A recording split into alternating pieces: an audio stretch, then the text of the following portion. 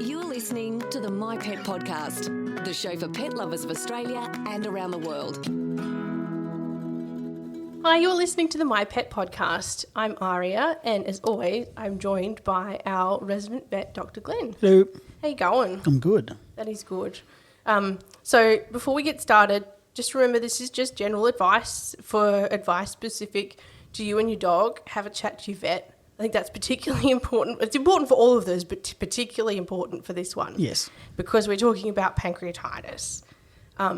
So this is something that I think it happens a lot and kind of catches people by surprise, because it's not something that it's really common knowledge a lot of the time, I think. Catches people by surprise, but vets aren't surprised because we see it all the bloody time, unfortunately. Yeah, that's right. So what is a pancreas? Really, really important little organ in the body that's got a couple of different really, really important functions. It is responsible for secreting insulin into the bloodstream, so the control of blood glucose metabolism. Yeah. And that's its endocrine function. Its exocrine function, or releasing digestive enzymes into the top of the gut, basically, just south of the stomach. So it secretes enzymes that digest both, all of carbohydrates, fat and proteins. Wow, okay. But particularly fats, but responsible for lots of digestive enzyme release. So really, really important on a couple of different fronts. Yeah, definitely. Yeah. So not only is it like the guy that's doing the blood sugar stuff, but it sounds like it does a lot of... Really, really important. And unfortunately, it's a really fragile little organ that is, because of what its functions are, it's very delicate and easy to injure or damage in various different ways, basically, because it's chock-a-block full of digestive enzymes. So if it gets damaged or there's inflammation there, which is what pancreatitis is. Yeah. Pancreatitis, inflammation in the pancreas. If it gets damaged, essentially it starts eating itself potentially because the digestive enzymes get into the cells or out of this place within the actual organ where it's supposed to be, and starts digesting itself literally. And that causes more inflammation, and that can have a nasty cascade of effects. That's pretty brutal. Yeah. It really is the unsung hero of Absolutely. the digestive system. Yeah. So pancreatitis is inflammation of the pancreas. Yeah. There are two types, right? So there's chronic and acute. Yes. So broadly speaking. Yeah, broadly speaking. A little bit of crossover here and there. Yeah. So acute is when it sort of happens suddenly. Sudden onset all at once. Yeah. So you have go from normal to from no clinical symptoms or no recognised clinical symptoms to a very sick dog, quite quickly, basically. So because it's really important for enzyme release, but also blood glucose metabolism, if you get inflammation of the pancreas and that digestion of itself starts happening, I mean, it's very painful. Yeah. You see nausea, vomiting often, but not always, but often. Sick, lethargic dog. Sometimes they run temperatures, sometimes they don't. Yeah. Certainly off their food as a rule, or at least pickier to eat, and intense abdominal pain as a rule. I mean, it all depends on severity, obviously, but if you pick up your pet around its belly or squeeze on its belly, often it's like rock hard, not because it's distended, but because it's just really painful and they're like guarding their belly. Yeah. So sort of all those things can add up sometimes to being pancreatitis. I mean, they can add up to other things, unfortunately, as well. But acute pancreatitis is usually, slightly sick, becoming very sick, becoming really, really sick dog. And what's chronic? Chronic is just where it's been happening over a longer time period, and usually to a lesser extent, which means it can be a bit more vague in their symptoms. I mean, some dogs will, vomit occasionally, and I mean, dogs eat all sorts of things, and is it because they've eaten something that doesn't agree with them, or are they one of these subset of dogs that have got a chronic pancreatitis going on that's low grade that puts them on and off their food? And I mean, there's plenty of picky dogs. So are some of those picky dogs, chronic pancreatitis cases potentially? So again, chronic disease, as with most chronic disease, is a bit more difficult to pin down, and diagnosing even acute pancreatitis can be difficult sometimes because there's a number of different factors that we need to look at. Yeah, okay. Chronic pancreatitis is probably even more difficult to really pin it. Okay, this is a case of chronic pancreatitis. Yeah. Okay. Yeah. What causes it? Again, multiple things. Yeah. I mean, the classic main thing that like people think about and talk about is a one-off fatty meal that the pet's not used to. The Christmas, fatty meal, pancreatitis. Lots of dogs at the vet clinic between Christmas and New Year's from eating a fattier meal than normal, but that is sort of the most classic case that we think of. It's probably not a large number of cases, as in it's not probably the most common cause, because 90% of cases are idiopathic, or that's when vets really don't know what's going on. Yeah. We just call it idiopathic because it sounds good. Idiopathic's Latin for I don't know. That's right, basically, because there's a number of potential different causes that feed into it, but there's no one-off thing that definitely causes it. Yeah. There's certainly medications that can make dogs more prone to pancreatitis or sometimes cause pancreatitis. So things like anti-epilepsy medications, potassium bromide and phenobarbital affects the pancreas and makes it more fragile, seems to make pancreatitis more likely. Certainly cortisone, which fortunately doesn't get used as much these days, but prednisolone, cortisone's very common cause of pancreatitis, or makes a dog that's on cortisone long term, makes them more likely to get pancreatitis. Is that because it makes them fat? Maybe, maybe not, because certainly obesity and excess body weight is a significant risk factor. It's not just because they're fat per se, probably. I mean, to get fat, they've had probably lots of food, so it has the pancreas been beaten to death by an excessive nutrient requirement for digestion, basically. So if there's more food that's going in, pancreas has got to work harder, secrete more enzymes. It's got a limited capacity to do that. So if there's just too much food going down the hatch all the time, the pancreas potentially gets overworked, gets stressed, gets inflamed. That's what pancreatitis is. Yeah, okay. And there's some we just don't really know why. Yeah. And what are the risk factors are there certain breeds that are more disposed to it? Couple of breeds certainly prone on their own. One of the risks is excessive fat in the bloodstream or excess triglycerides. The Schnauzer breed is particularly prone to hyperlipemia or excess triglycerides in the bloodstream, so that makes them more prone to pancreatitis. Even at the same dietary intake as other pets. A couple of Spaniels have got a bit of a genetic predisposition, but it's there's some breeds are more prone. Some breeds are more prone to getting fat as well, it seems, like Labradors and Golden Retrievers. We see lots with pancreatitis, probably because 90% of the Labrador and Golden Retriever population is overweight. Because they're always hungry. Yes. And they will eat everything. Absolutely. So it's, there are a few breed predispositions, but it's mostly fat dogs, but you can see normal weighted dogs get pancreatitis as well, but being fat is certainly a risk factor. Yeah. What should people look out for as warning signs of pancreatitis? I mean, any sick dog could have pancreatitis because it's a bit non-specific. I mean, gastrointestinal upset, anytime a dog's got gastrointestinal upset, particularly vomiting, but occasionally they get diarrhoea as well. So unless ruled out otherwise, I mean, a lot of the time if you've got a dog with a gastrointestinal upset, pancreatitis is one of the things to rule in or out, because aggressive early treatment of acute pancreatitis is really important, because it's pretty nasty stuff. So getting those diagnostics in place, which is not necessarily that easy, is really important to differentiate it between just normal vomiting or normal diarrhoea or food indiscretion, eating a bit of rotten muck and that sort of thing. Because if you've got pancreatitis, you need to treat it as soon as possible because you want to stop it getting worse. So, I mean, gastrointestinal upset signs, certainly painful abdomen, like tense abdomen, uncomfortable around the belly. But realistically, if your dog's really, really flat and really, really sick, I mean, it still could be pancreatitis. But at that point, it's just go to the vet. Get to your vet, get a diagnosis. If you've got vomiting and lethargy, that's vet time. That's right. What does treatment look like? And then also, like with pancreatitis, I think the bigger part for pet owners is the management of it.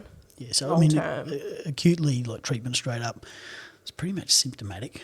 Yeah. So and supportive, and that can be fairly intensive support. So I mean, diagnostically to see have they got pancreatitis, your vet's going to take bloods, may or may not ultrasound. I mean, the best way to diagnose pancreatitis, and it's complicated because you can have pancreatic enzyme level elevations on blood tests. So we're looking for amylase and lipase, so the two enzymes that are primarily secreted by the pancreas. If you've got a damaged pancreas, those cells leak those enzymes into the bloodstream, so we can detect them. So the fact you've got elevations of those probably means you've got pancreatitis, but doesn't definitely mean you've got pancreatitis. And if they're normal, it probably means you haven't got pancreatitis, but doesn't necessarily mean you haven't got pancreatitis. Yeah. The most diagnostic thing is to ultrasound the pancreas and have a look at it, and is it puffy and swollen, and does it look like a dog that's got pancreatitis? And that's really good for diagnosing acute pancreatitis, less good for lower grade, less inflamed pancreas, which is what happens with chronic pancreatitis. Yeah. There's a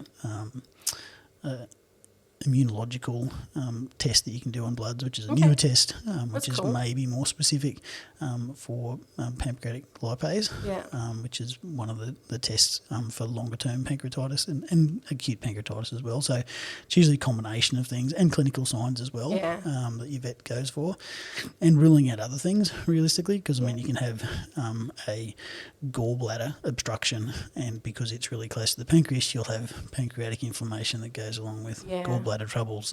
There's a number of diagnostic things which you don't have to worry about because that's your vet's problem. Yes, that's right. Yeah. Yep. Until they invent like the machine from Star Trek where you just put the in there and it scans and tells comes them up what's with wrong. a one-word diagnosis. Yeah. Until unfortunately we don't have those. Not quite yet. But management long term, what does that look like? Management long term, you just need to try and reduce the stress on the pancreas when we're treating them.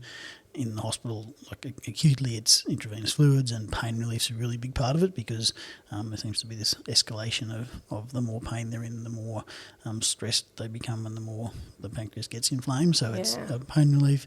Sometimes it's antibiotics. I mean, pancreatitis isn't usually a primary infection. It's usually not bacteria that's the primary cause of the problem. You can get bacterial pancreatitis, and that can be really nasty, and occasionally goes to pancreatic abscesses, and you need it becomes a surgical problem, and you don't really have to do surgery on the pancreas because it's such a little susceptible organ to damage anyway. Initially that treatment is aggressive IV fluids and maintenance of electrolyte balances and that sort of thing, because they can get really sick and get arrhythmias and cardiac abnormalities and really nasty stuff when they're sick. Early nutrition is important. Obviously anti-nausea, because they're feeling sick, you want to suppress vomiting.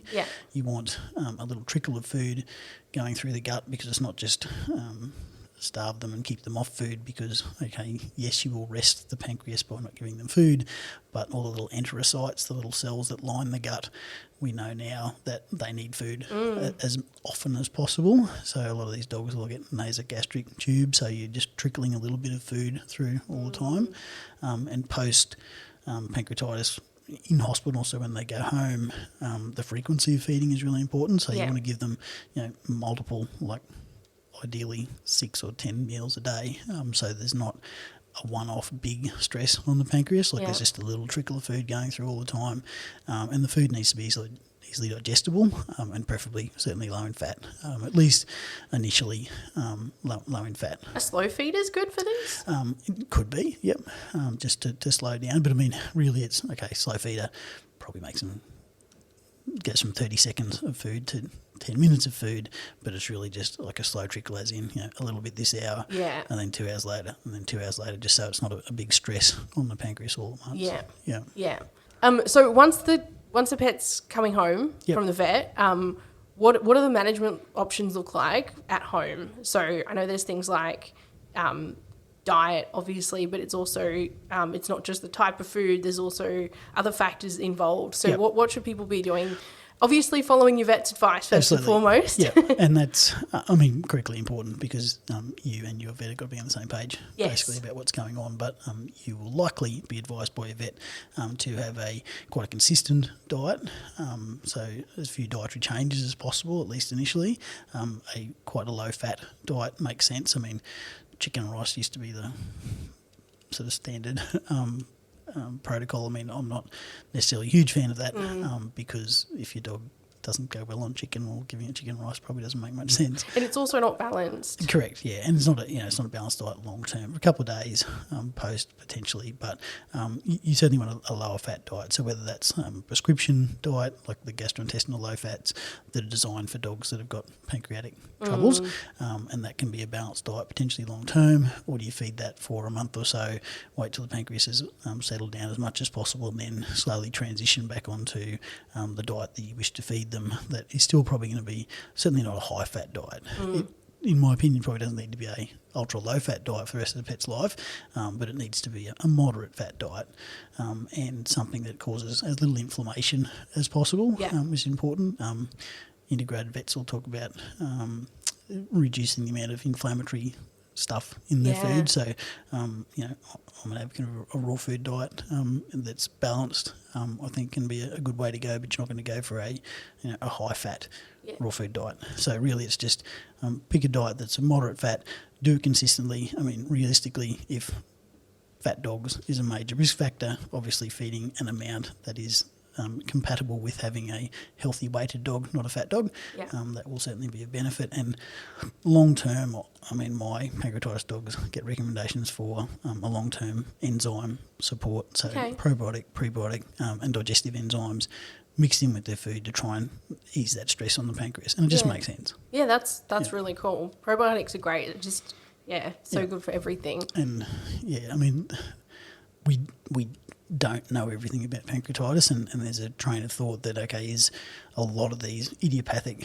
pancreatitis cases is that a low grade of inflammation in the gut, and it's going to be a combination of things. So where the pancreas empties out into the top of the intestine, the little papilla that's there, like the little duct where it empties out. If you've got low grade gut inflammation, that little papilla's inflamed, the pancreas doesn't drain properly, so there's a little bit of backflow of pancreatic juice in the pancreas.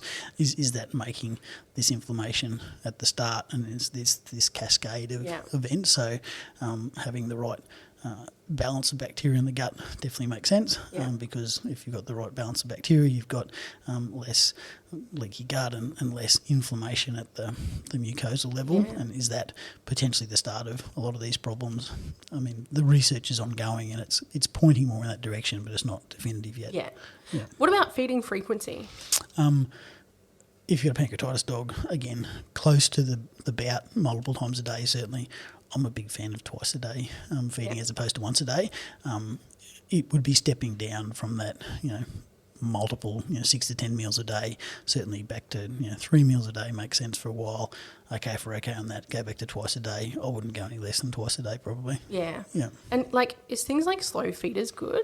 Slow feeders, I mean, it slows down that big hit of food, so it makes sense. And then, treat selection probably comes into it as well. That is one I get asked by clients and customers all the time. What treats can I have? Not treats can I have? We don't sell human treats. What treats can their pancreatic dog have? I get asked that all the time. Yeah, I mean, and again, be guided by your vet, but for me, I mean, a high fat treat doesn't make much sense. I mean, a fatty, raw meaty bone probably doesn't make sense for most pancreatitis cases. The classic marrow bone, which I don't recommend anyway, but there's half a cup of fat in that sawn in half marrow bone. That's not a good idea. But I mean, most of your liver treats and dried jerky style treats are pretty low fat inherently. So I mean, they would be fine as a treat selection. Some of the dried like chicken wing tips and that sort of thing, they're probably pretty greasy and pretty fatty. It probably doesn't make much sense. Some of the fish dried, like shark bits and pieces, they're probably reasonably fatty, so that doesn't make much sense. But you've got lots of choices of lean, meat, based dried treats, which makes sense to me. Yeah.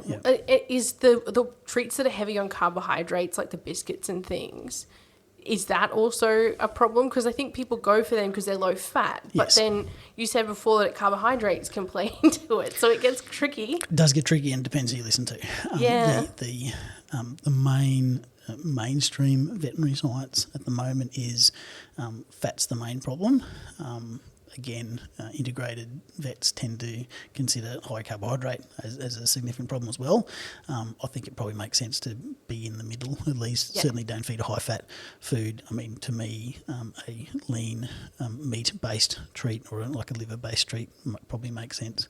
What about veggies? Veggies, absolutely fine as long as they're not onions and the things that are Yeah, excluded from doggy dogs' safe diets. But veggies. I mean, veggies make sense and fine if you can make them happy treats that your dog likes. Yeah. Yeah. Yeah, cool. Now, prevention. Yep. Keep your dog less fat. Essentially, keep your dog less fat. Don't give it large fatty meals. Don't buy a schnauzer. No, that's not. They're so cute. They're really nice dogs, but you've just got to be never, ever have a fat schnauzer. And they are prone to it because they're also little hunger monsters. Yep. They're so cute. But it's really, controlling diet in proportions that keep your dog at a good body mass for its frame is the single most important thing you can do. Yeah. And foods to avoid, like the ham. What's the ham skin thing? What's that part called? The fat off the ham. Yeah. Yeah. So, I mean, large fatty meals, barbecue of fatty sausages, all the off-cut meats from meal preparation or post-meal scraps. I mean, if your dog's not used to eating any of that sort of stuff, giving it a heap all at once makes no sense at all. My dogs get a fair bit of fat in their diet, but they're used to that, and that's what they always get. If your dog's used to eating a kibble-based diet, and then all of a sudden you give them lots of fatty oil, or you pour out the grease out of the fry pan or drain the barbecue and the dogs eat half the dirt and all the grease that goes on with it. So there's lots of different fat sources. My dogs have stolen a stick of butter off the kitchen bench and eaten that, and the foil's all shredded up. And oh no! Hey, we've just eaten a stick of butter. We'll keep an eye out for pancreatitis for the next couple of days. Yeah. Just limiting fatty meals as a one-off is important, but it's certainly not the only risk factor that's going on. Yeah. Yep. Yeah. But not having a fat dog is a good idea for lots of different reasons. Oh, absolutely. Yeah. Yeah, definitely. Do you have any other advice or things you want to touch on for people with pancreatic dogs? No, I think that pretty much covers it. I mean, it's just dietary control is really important, and being in tune with your dog. If your dog's sick, take it to your vet, find out what's going on, and get a plan. Yeah. Yep. Yeah. Wonderful. Well, good luck. I hope that if you're watching this, it's not because you have a pancreatic puppy, but because you're trying to prevent it. But if you do have a pancreatic puppy, all the best in the recovery and their management. We sell lots of treats that would be possibly suitable, and we also have probiotics and all sorts of things. So, have a chat to your vet, obviously, and see what's suitable. And we probably have lots of stuff that will be suitable. And good luck. Thanks, guys. Thanks. Bye.